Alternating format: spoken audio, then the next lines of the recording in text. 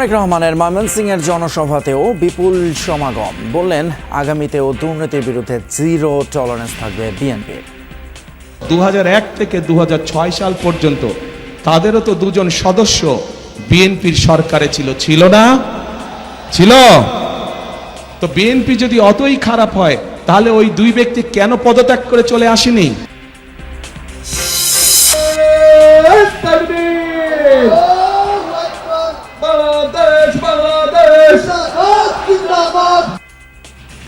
হিন্দু বৌদ্ধ মুসলিম সবাই মিলে নিরাপদ বাংলাদেশ গড়ার প্রতিশ্রুতি জামায়াত আমিরের। ইনসাফ কায়েম করতে 11 দলীয় ঐক্যকে এই দেশ বিশ্বের একটা সদস্য দেশ, বিশ্ব সবার সাথে আমাদের চলতে চাই।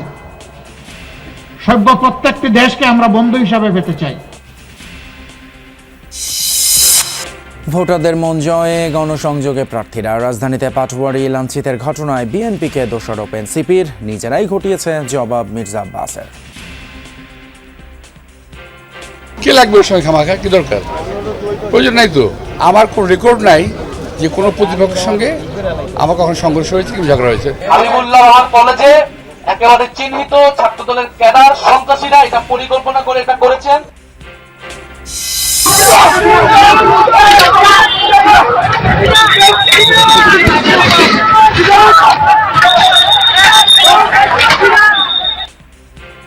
শরীয়তপুরের নড়িয়ায় ফেসবুকে স্ট্যাটাস দেয়া নিয়ে বিএনপি জামায়াত সংঘর্ষ। প্রতিদ্বন্দ্বিতাপূর্ণ আসনে কেন্দ্র দখলের শঙ্কায় দলগুলোর সহযোগিতা কামনা।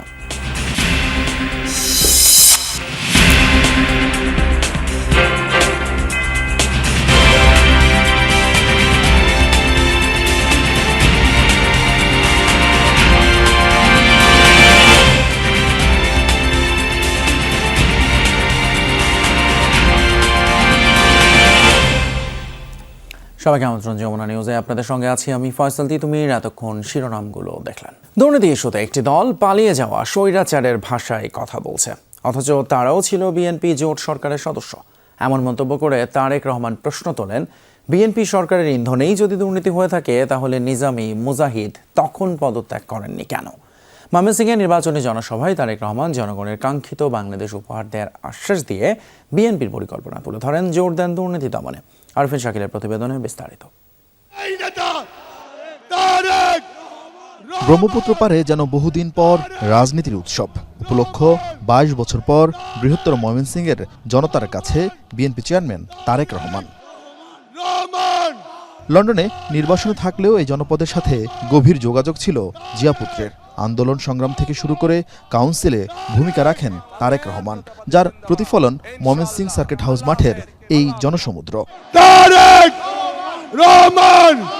দুপুর 2টায় জনসভায় আসার কথা থাকলেও সড়কপথে অসংখ্য মানুষের শুভেচ্ছায় সিক্ত হয়ে তারেক রহমান মঞ্চে এসে পৌঁছান 2 ঘন্টা পর। এসেই বীর মুক্তিযোদ্ধাদের সাথে কুশল বিনিময় করেন তিনি। পরে তারেক রহমান তার দেশ গড়ার পরিকল্পনা তুলে ধরেন। নারীদের জন্য, মায়েদের জন্য, আমরা গৃহিণীদের জন্য, বিশেষ করে খেটে খাওয়া মানুষ যারা, সেই পরিবারের গৃহিণীদের জন্য আমরা একটি ফ্যামিলি কার্ড নামে কার্ড দিতে চাই মা বোনদেরকে, যাতে করে এই ফ্যামিলি কার্ডের সুবিধা প্রত্যেকটি মানুষের, প্রত্যেকটি পরিবারের কাছে, অল্প হলেও প্রত্যেকটি পরিবারের কাছে পৌঁছিতে পারে। দুর্নীতির বিরুদ্ধে বিএনপির অবস্থান বরাবরই জিরো টলারেন্স ছিল জানিয়ে আগামীতে এ বিষয়ে আরও জোর দেওয়ার কথা জানান তিনি। সেই স্বৈরাচার যেভাবে বলতো তাদেরই ভাষা ব্যবহার করছে বিএনপি। তাদের বক্তব্য যে দুর্নীতিতে বলে চ্যাম্পিয়ন ছিল। তা আমার প্রশ্ন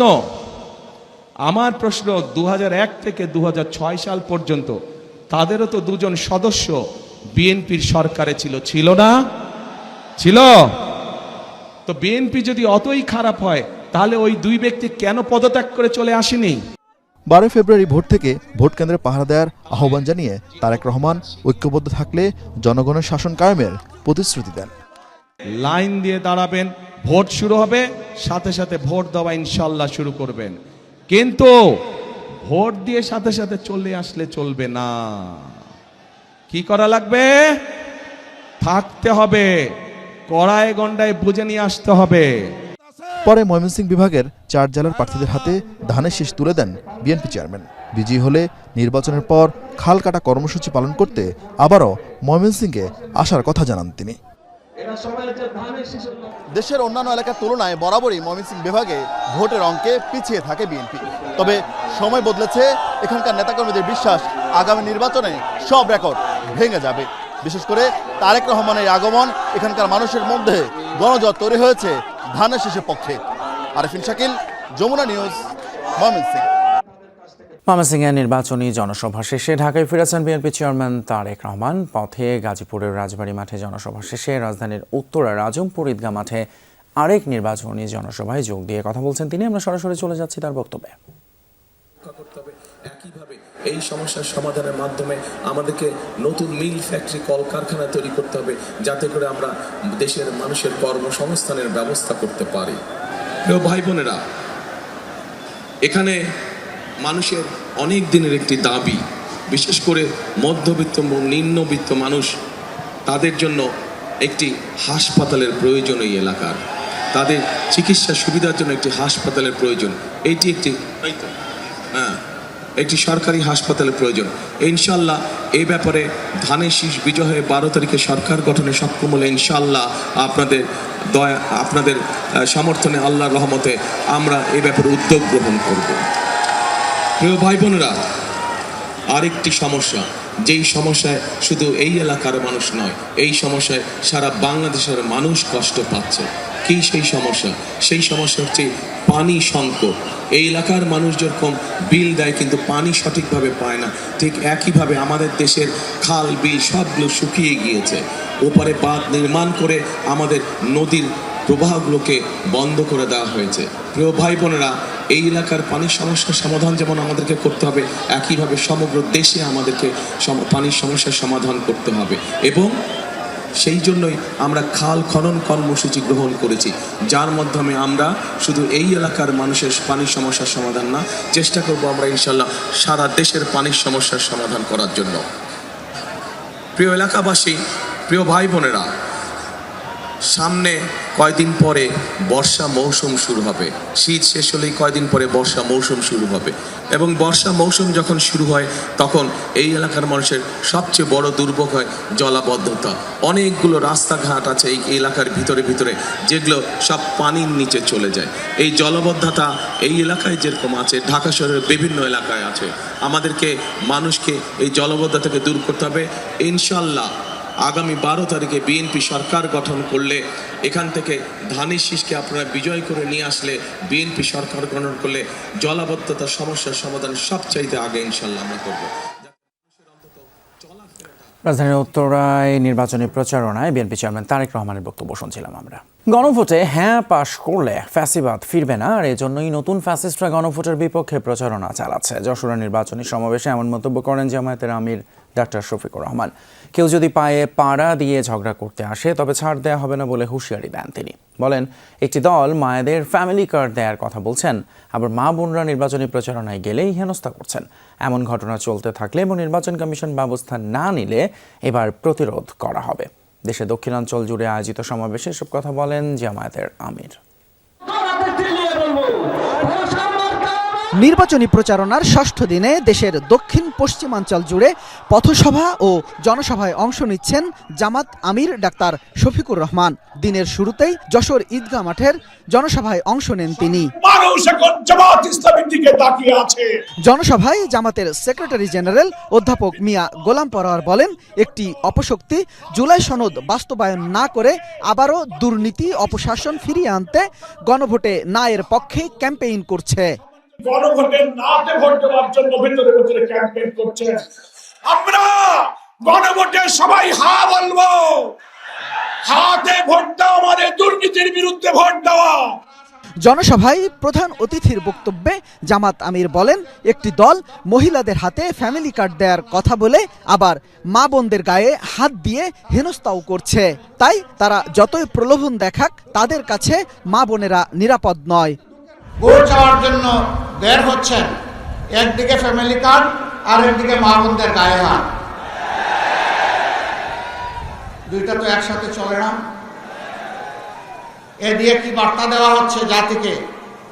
বার্তা দেওয়া হচ্ছে আগামীতে এমন কোন দল যদি ক্ষমতায় আসে যারা এখনই গায়ে হাত দেয়, তাদের কাছে বাংলাদেশের একজন মা বোন নিরাপদ হবেন না। পুরোনো ব্যবস্থায় আর ফিরে যেতে চায় না। গণভোটে হা মানেই হচ্ছে আজাদি, গণভোটে না তার মানে হচ্ছে গোলামি। গোলামি না আজাদি, গোলামি না আজাদি।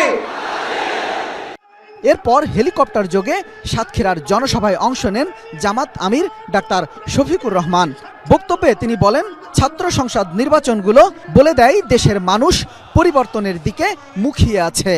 তিলে তিলে জ্বলে জ্বলে দেশপ্রেমের কঠিন পরীক্ষা দিয়ে অন্যায় এবং আধিপত্যবাদের কাছে মাথা নত না করে নিজ দলের নেতারা, দায়িত্বশীলরা যেখানে হাসি মুখে ফাঁসির কাস্টে গিয়ে দাঁড়িয়েছেন, সেই দলকে আপনি ভাই ভয় দেখাবেন না। এ সময় জামাত আমির বলেন, ক্ষমতায় আসলে প্রতিবেশীদের সাথে সমতার সম্পর্ক থাকবে, প্রভু হিসেবে কাউকে সুযোগ দেবে না জামাত। অবহেলিত দক্ষিণাঞ্চলের সড়ক উন্নয়ন, বিশুদ্ধ পানি সরবরাহ ও বন্ধ হওয়া কলকারখানা চালু সহ নানা প্রতিশ্রুতিতে নির্বাচনী প্রচারণা চালাচ্ছেন জামাত আমির ডাক্তার শফিকুর রহমান। একই সাথে দুর্নীতির মধ্য দিয়ে যেসব অর্থ দেশের বাইরে পাচার হয়েছে, সেসব অর্থ দেশে ফিরিয়ে এনে দেশের কল্যাণে কাজে লাগানোর প্রতিশ্রুতি দেন জামাত আমির। দুপুরে খুলনার সার্কিট হাউস ময়দানে দিনের তৃতীয় জনসভায় অংশ নেন জামাত আমির। এ সময় তিনি বলেন, ক্ষমতায় আসলে শক্ত অর্থনীতির ভিত গড়তে কাজ করবে জামাত।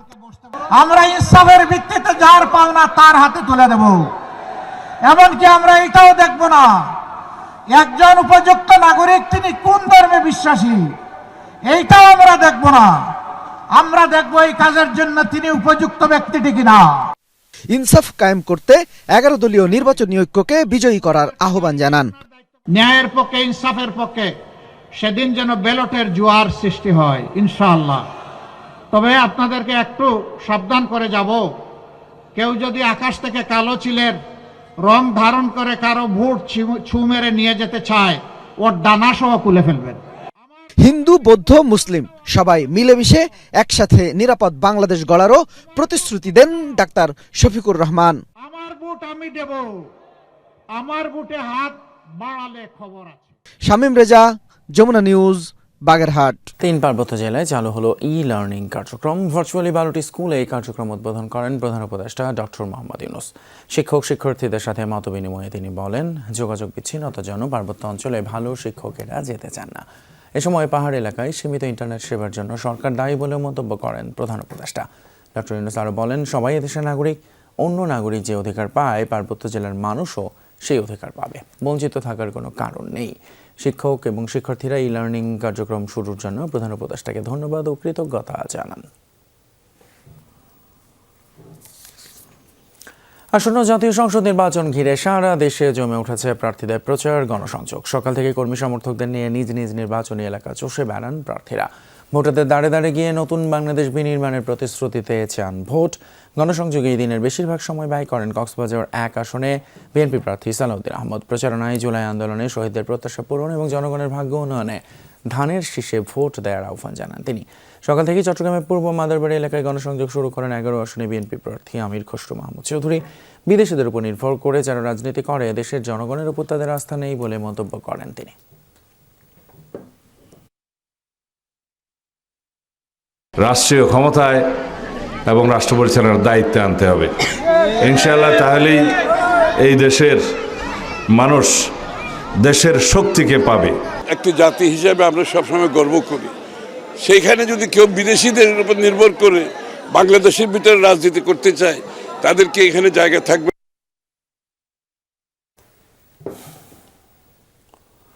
নতুন বাংলাদেশে আর কাউকে স্বৈরাচার হতে দেওয়া হবে না। পঞ্চগড় নির্বাচনী প্রচারণায় এমন মন্তব্য করেছেন 1 আসনের শাপলাকলি প্রার্থী সরজিস আলম। সকাল থেকে সন্ধ্যা পর্যন্ত গণসংযোগ উঠান বৈঠকে সময় কাটে তার। অন্যদিকে সিলেটে জনসভা করেছেন 6 আসনের দাঁড়িপাল্লা প্রার্থী সেলিম উদ্দিন। অংশ নেন খেলাফত মজলিসের আমির মামুনুল হক। ভোটারদের মন জয়ে তারা স্বৈরাচার হইতে চাইবে, ফ্যাসিস্ট হইতে চাইবে, তারা চাইবে যে এই গণভোটটা যেন বাস্তবায়ন না হয়। পুলিশ আমাকে জিজ্ঞেস না করে কারো বাড়িতে যাইতে পারবেন না। ঢাকা ৮ আসনে প্রচারণার সময় এনসিপি প্রার্থী নাসির উদ্দিন পাটোয়ারির উপর আবারও ডিম নিক্ষেপের ঘটনা ঘটেছে। মঙ্গলবার সকালে রাজধানীর হাবিবুল্লাহ বাহার কলেজে এই ঘটনার জন্য প্রতিপক্ষ বিএনপি প্রার্থী মির্জা আব্বাসকে দায়ী করেন তিনি। পরে সংবাদ সম্মেলনে এনসিপির আহ্বায়ক নাহিদ ইসলাম বলেন, হামলা হলে পাল্টা জবাব দেয়া হবে। এদিকে দিনভর প্রচারণায় মাঠে ছিলেন 11 দলীয় জোটের জামায়াত প্রার্থীরা। দুপুরে সংবাদ সম্মেলনে সারা দেশে জামায়াতের নারী কর্মীদের উপর হামলার অভিযোগ করেন তিনি। আগামী 31 জানুয়ারি রাজধানীর সোহরাওয়ার্দী উদ্যানে নারী সমাবেশের ঘোষণা দিয়েছে দল।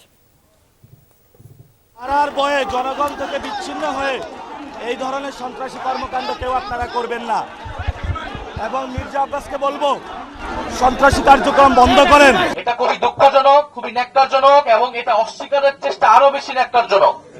হাবিবুল্লাহ বাহার কলেজে একেবারে চিহ্নিত ছাত্রদলের ক্যাডার সন্ত্রাসীরা এটা পরিকল্পনা করে এটা করেছেন। জামাতের মহিলা নারীরা যে পরিমাণে অ্যাক্টিভ আছে, এতে মহিলাদের কর্মকাণ্ডই তাদের টোটাল কর্মকাণ্ডকে সারপাস করে যেতে পারে। প্রার্থীদের অভিযোগ, পাল্টা অভিযোগ আর গণসংযোগে জমজমাট প্রচারণা। সাধারণ মানুষের কাতারে গিয়ে নানান প্রতিশ্রুতি দিচ্ছেন বিএনপির প্রার্থীরা। ঢাকা 8 আসনে ধানের শীষের প্রার্থী মির্জা আব্বাস মঙ্গলবার সকাল থেকে নিজ নির্বাচনী এলাকায় ভোটের প্রচার চালান। প্রতিপক্ষ এনসিপি নেতা পাটোয়ারির উপর হামলার দায় অস্বীকার করে পাল্টা অভিযোগ তুলে তিনি বলেন, এই হামলা এনসিপির রাজনৈতিক চাল হতে পারে। বিএনপির কোনো প্রার্থী প্রতিপক্ষের বিরুদ্ধে টাকা দিয়ে ভোট কেনার অভিযোগ তোলেন তিনি। নিরাপত্তা নিয়ে শঙ্কার কথাও জানান কেউ কেউ। তবে নির্বাচন সুষ্ঠু হলে যাওয়ার ব্যাপারে আশাবাদী বিএনপির প্রার্থীরা। নির্বাচন কমিশনকে আরও দায়িত্বশীলতার সাথে কাজ করার আহ্বানও জানিয়েছেন প্রার্থীরা। আমার কোনো রেকর্ড নাই যে কোনো প্রতিপক্ষের সঙ্গে আমার কখন সংঘর্ষ হয়েছে কি ঝগড়া হয়েছে, that is no record. So যারা করতেছে উদ্দেশ্যমূলক ওদের সবার সামনেই হলো, তো তার পরবর্তীতে কিন্তু আমরা দেখতে পাচ্ছি না যে খুব স্ট্রিক্টলি যে এই প্রোটোকল বা এই যে সিকিউরিটি মনিটরিং করা হচ্ছে কিনা। আগামী রাজনীতিতে ভিন্ন মত থাকবে, কিন্তু ভিন্ন মতের উপরে আর কখনো জুলুম, নির্যাতন, নিপীড়ন করা হবে না। আমি এলাকার সকলকে নিয়ে সকলকে অন্তর্ভুক্তিমূলক রাজনীতি শুরু করে আমাদের এলাকার সমস্যা সমাধানে কাজ করতে চাই। ভোলা থেকে এলএনজিতে রূপান্তর করে ঢাকায় গ্যাস সরবরাহে ভোক্তা পর্যায়ে প্রতি ঘনমিটার গ্যাসের দাম 47 টাকা 50 পয়সা নির্ধারণের সুপারিশ করেছে বাংলাদেশ এনার্জি রেগুলেটরি কমিশন BERCর কারিগরি টিম। মঙ্গলবার ইঞ্জিনিয়ার্স ইনস্টিটিউট ভবনে BERC কার্যালয়ে গণশুনানিতে 47 টাকা 50 পয়সা প্রস্তাব করে পেট্রোবাংলা ও তিতাস গ্যাস। নিজেদের মূল্যায়ন শেষে প্রাথমিকভাবে কোম্পানিগুলোর প্রস্তাবিত মূল্যহারই বহাল রাখে BERCর কারিগরি টিম। এ সময় BERC চেয়ারম্যান বলেন, ভোলার গ্যাস জাতীয় গ্রিডে সরবরাহে পাইপলাইনই সমাধান, তবে আপাতত বিকল্প ব্যবস্থা এলএনজি। ভোলা জেলায় আবিষ্কৃত 3টি গ্যাস ক্ষেত্রের মধ্যে বর্তমানে শুধুমাত্র শাহবাজপুর গ্যাস ক্ষেত্র থেকে গ্যাস সরবরাহ করা হচ্ছে। এই ক্ষেত্রের দৈনিক উৎপাদন ক্ষমতা 120 মিলিয়ন ঘনফুট। স্থানীয় পর্যায়ে বিদ্যুৎ, শিল্প, আবাসিক সহ অন্যান্য শ্রেণীতে গ্যাসের প্রকৃত ব্যবহার 90 মিলিয়ন ঘনফুট। অবশিষ্ট সরবরাহযোগ্য উদ্বৃত্ত গ্যাস থাকছে 30 মিলিয়ন ঘনফুট। এখন যে গ্যাস বলা হচ্ছে 1.2 TCF বা 1.4 TCF, সার্টেনলি তার চেয়ে বেশি আছে এখানে, কিন্তু রিকভারেবল কতটুকু এটা নিশ্চিত না হয়ে বলা যাচ্ছে না। পার্টিকুলারলি চরফেশনের যদি ড্রিলিংগুলো হয়, চরফেশন যেহেতু আরও সাউথে, তো চরফেশনের ড্রিলিংগুলো হলো পরে একটা চিত্র, বেটার চিত্র বলা যায় পাওয়া যাবে যে সেখানে কি গ্যাস, কতটুকু গ্যাস রিকভারেবল হবে। শরীয়তপুরের নড়িয়ায় ফেসবুকে স্ট্যাটাস দেয়াকে কেন্দ্র করে বিএনপি ও জামায়াত নেতা কর্মীদের মধ্যে সংঘর্ষ হয়েছে। এতে আহত হয়েছেন অন্তত 12 জন। দুপুরে উপজেলার ভোজেশ্বর এলাকায় এই ঘটনা ঘটে। স্থানীয়রা জানায়, গণভোটের হ্যাঁ না এর পক্ষে বিপক্ষে ফেসবুকে প্রচার নিয়ে বিএনপি ও জামায়াত নেতা কর্মীদের মধ্যে বাকবিতণ্ডা হয়। এরই জের ধরে সংঘর্ষে জড়ায় দুই পক্ষের কর্মীরা। একসময় আহত হন অন্তত 12 জন। তাদের উদ্ধার করে স্থানীয় হাসপাতালে নেওয়া হয়। পুলিশ এবং সেনাবাহিনী গিয়ে পরিস্থিতি নিয়ন্ত্রণে আনে। বর্তমানে এলাকার পরিস্থিতি থমথমে, মোতায়েন রয়েছে অতিরিক্ত পুলিশ। চাঁপাইনবাবগঞ্জে ট্যাপে পানি নেয়াকে কেন্দ্র করে একজনকে পিটিয়ে হত্যার অভিযোগ উঠেছে। এই ঘটনায় 7 জনকে আটক করেছে পুলিশ। মঙ্গলবার দুপুরে পৌর এলাকার প্রান্তিকপাড়া রেলবস্তি এলাকায় এই ঘটনা ঘটে। পুলিশ জানায়, ট্যাপ কলে পানি নেয়াকে কেন্দ্র করে নাসিরের সাথে পার্শ্ববর্তী নুরি নামে এক নারীর ঝগড়া হয়। এক পর্যায়ে নুরি মোবাইল ফোনে কয়েকজনকে ডাকলে তারা এসে নাসির উদ্দিনকে লাঠি সোঁটা দিয়ে পিটিয়ে গুরুতর আহত করে। এই সময় ঘটনাস্থলে মারা যান নাসির। পরে পুলিশ খবর পেয়ে ঘটনাস্থল থেকে মরদেহ উদ্ধার করে মর্গে পাঠায়। দর্শক, এই ছিল আমাদের যমুনা নিউজের এখনকার আয়োজন। এতক্ষণ সাথে থাকার জন্য ধন্যবাদ আপনাদের।